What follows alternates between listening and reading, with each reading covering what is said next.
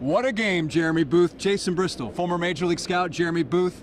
Citizens Bank Park, the site of the Astros winning 3-2 in Game 5 behind a start from Justin Verlander, who just got done talking with the folks over at MLB Network. Justin Verlander, 5 innings, 4 hits, 1 earned, walked 4, struck out 6, 94 pitches. Jeremy, you pegged him at 4 innings. He went 5. What did you think overall of Justin Verlander's night? Yeah, you know, what I said about Justin Verlander is that he had to give you 4, and they were low stress things, then he'd give him a 5th. Yeah. And then I wanted to come out with fire, right? And they weren't exactly low stress, but he gutted his way through, and he made some adjustments, and he got through the 5th inning at about 20 pitches an inning. At 94 pitches, that's about 20 pitches an inning. And as an offense, that's what you're looking to create some damage, get the starter out of the game early, and go get to the bullpen. Now, with this situation, Justin Verlander did a good job. Kept his team in the ball game. Really only had some damage with Schwarber in the first at bat with the homer in the right field. He turns around, and then the Astros did exactly what they were supposed to. Because Verlander gets you through the 5th, you no longer need a bridge. Now it's just fire, fire, fire, fire, fire, and they came out with guys throwing hard. A little bit of bumps in the bullpen. It can go either way. We just had some conversation, listen to the other side of things. It can go either way. The bottom line is those guys are the same guys through last night we're going to throw tonight, and it's how you use them and when you set up and who's in what rhythm, which dictates the ease of operation. Either way, wasn't real pretty overall, but the Astros are out of here 3-2. But that's how playoff baseball is. I mean, every pitch is magnified. Every situation can turn on one swing or one ball or one at bat. And when you look at Justin Verlander's pitch usage, 56% of his pitches tonight were four-seam fastballs, 30% sliders, 13% curves. I believe Rob Thompson a few moments ago just said the fact that Verlander used his slider a little bit more is perhaps what kind of kept the Phillies hitters off balance, at least in the latter innings. And really, he settled down. 19 pitches in the first, 19 in the second, 17 in the third, and then he had 12 in the fourth. I didn't write down how many he had in the fifth. But again, that was Justin Verlander like we're used to, right? Justin Verlander maybe a little shaky at the beginning, but then figures it out and then gets into a comfort zone, although this wasn't a true pillow comfort zone. If you said he had 94 pitches, I think you would have had him at 65 through 4. Okay. And so he would have had a 29-pitch 5th inning, which would have made sense. What I'd say is this. I'd say that, yes, playoff baseball is elevated. Yes, it's high stress. Yes, it's high.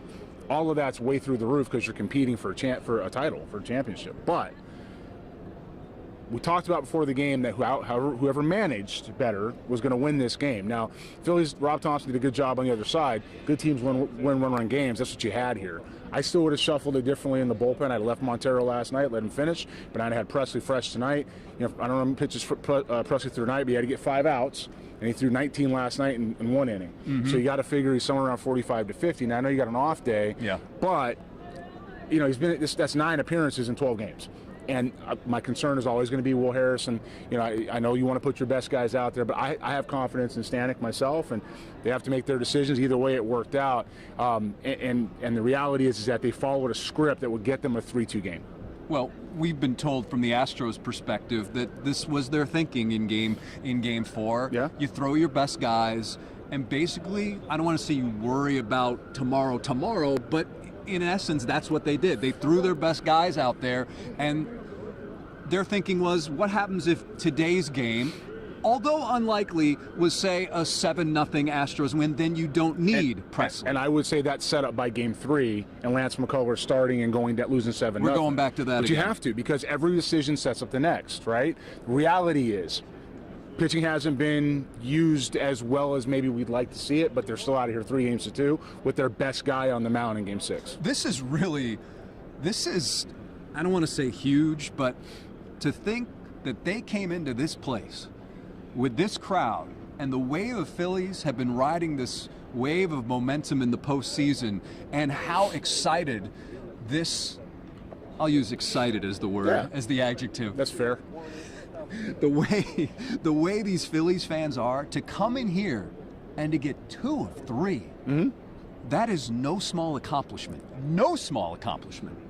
So now, looking at Game 6, the Astros, I think they like their chances with Framber Valdez. Yeah, so, we look back at last year, and it was a different 3-2 going back for Game 6 and 7. Valdez had the ball against the Braves in Game 6. Obviously, it didn't work out. This time, he's going home with the lead. You have to have, we said from the beginning, you have to have 2 shots to win at home. You got to finish out 2 shots to win 1. And the way they're set up, you've got Javier and a lot of these relievers now that can go right behind them on Game 7 should it get there. But the focus has to be on Game 6.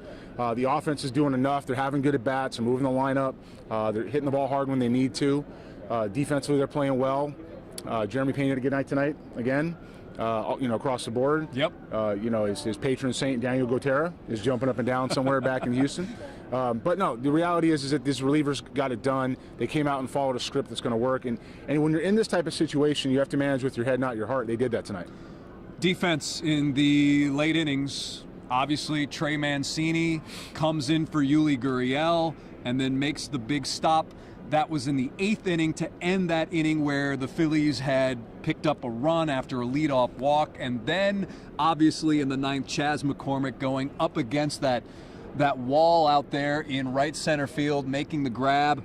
Here's the thing. We just saw Chas McCormick. He was one of the last guys off this field. I don't know what he was doing, but we saw his family right behind the camera here. And I started talking to them, and then they started yelling, Chas, Chas, Chas. And here comes Chas, and he greeted me, and we started talking. And Chas's college coach told me, listen, Chas McCormick made a similar catch like that in college in the Pennsylvania State Athletic Conference semifinals, and it knocked him. It did a number on him, and he hit 500 like the rest of the way. That's just Chas being Chas, right? It knocked him unconscious, and he stayed that way? I mean, that's pretty good. Look, the reality for Chas McCormick is making a play like that in the postseason is always big. Yeah. Making a play like that in your backyard in a postseason where you grew up is bigger. It's a moment you remember for the rest of your life. It's a hell of a play. It saved the night. Now, it wasn't the defining moment of the night. There was Trey Mancini had a good play. There was a bobble earlier in the game that allowed an Astros runner to that was take by Brandon Marsh, right? Out in center. So there's some other markers but that particular play is one you're going to see for a long time. And the magnitude of him doing it in his backyard, his hometown, is pretty good. Rhonda's checking in, Christian's checking in, Joe's checking in, Rudy is watching again. Appreciate all you guys watching. Jeremy Pena, when you look at what he's done, not just in this series, but in the postseason as a whole, I can still remember before the American League Division Series, and one of the big questions was, how's he gonna do in the playoffs as a rookie, replacing I don't want to say a legend, but like a Houston playoff legend in Carlos Correa. Jeremy, he hasn't flinched. No, he hasn't. I mean, not flinched. The moment's not too big for him. You have to give him that. He's got ice in his veins, and he stepped in. And credit to the Astros front office for making the right call with giving him the everyday shortstop job. Right, that's not something that's easy to do when you're losing a guy like Carlos Correa. However, he's been excellent defensively. He's been a 70 on a scouting scale defender. Top is the 80. Some would say he's an 8. And offensively he's done more than you would think. But even more than he did in the regular season is how well he's hit in the postseason. Because that talks about, the slow heartbeat, and that talks about being able to perform on the big stage. And in this ball club, he has no choice. He has to be able to do that or he's not going to be here. Well, we had reports. I was at spring training before the season, and I was getting these reports that this kid, he's not a kid because of the COVID year. He's a little older for a rookie, but they were saying, listen, he can handle this. Like, we truly believe that this kid is going to be able to step in and perform. And what he's done, listen, no one could expect, other than maybe his parents, what he's been able to do in the American League Championship Series and now in the World Series. Tonight he goes 3 for 4.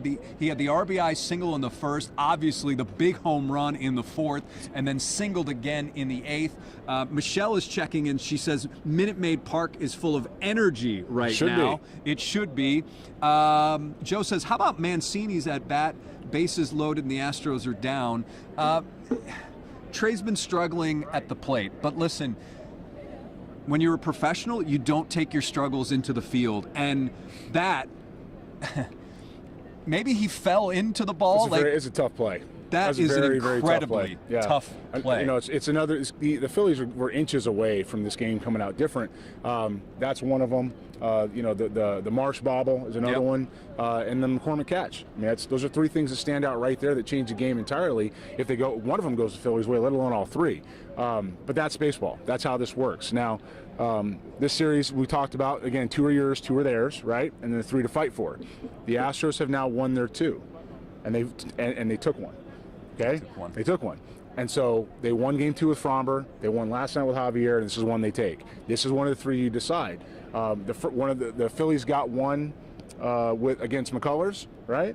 And they got the one against Verlander. So guess what? There's 2 more left, and the Phillies going to get one more, or the Astros going to beat them to the punch. And that's what you're coming down to now is Game 6 and putting them away, because even though you're set up pretty good for a Game 7 should you get there, nobody wants to do that unless you have to. Looking through the lineup, Martin Maldonado had a base knock in the 9th. David Hensley. I will say this: the Astros hitting obviously has been a big talking point for all of you watching throughout this World Series. They scored 3 runs, but I felt like there was more traffic. And sometimes, yes, you don't get the runs, but just having that traffic on the bases, I don't want to say it creates havoc, but sometimes it creates havoc. You have to stretch out that bullpen a little bit. You have to get guys up. And all that traffic, it's a good thing for the Astros, because I think that certainly helped with, let's see, they pitched 6 guys tonight. 6 guys tonight. I think they were very close to that number or exact the night before. And anytime you can get into these bullpens, it's a good thing. So I also, again, they didn't score, but they had a lot of traffic. And the way World Series and playoff games go, the more traffic you have on the bases, the better chance you have of something happening. The Phillies have done a pretty good job with their bullpen. Their bullpen came in here and has for me, overperformed what you thought. But again, it's big stage, it's adrenaline, right? You're hopping, you're trying to compete. At the end of the day, the Phillies are showing why they're here. They're showing they're the right opponent for the Astros. These teams are really well matched. Yeah, they're different, but they're matched. You know, and you have them performing as advertised on both sides. The Astros are playing good baseball, moving it along, don't have to hit the home run to win, and the Phillies are masters, and that's what they're doing. They're crushing the baseball when they arrive on it, and ball's leaving the yard, right? So, you know, it's when you get to these type of moments and you see people playing to their strengths, and you win a game 3-2, even if you flip games 3 and 4 to set up for later on, you're still out of here 3 games to 2. And that's the big takeaway. The big takeaway is you're still out of here 3 games to 2, going into an off day. May not be as pretty as you want it. You know, we're lucky, we're fortunate, we have some access, right, to some things, and it may not be as pretty as you want it. You know, with some open conversations, but they're going to take it, and they should take it. And they go home and they fight for Game 6 with Fromber on the mound, and you roll from there. All right, I wasn't being rude. I was trying to get an update on Yuli Gurriel. The word, because we are with all of you right now, we can't be in the clubhouse. Matt Musil, our colleague, is in there now. The word is Yuli is day-to-day with a knee injury.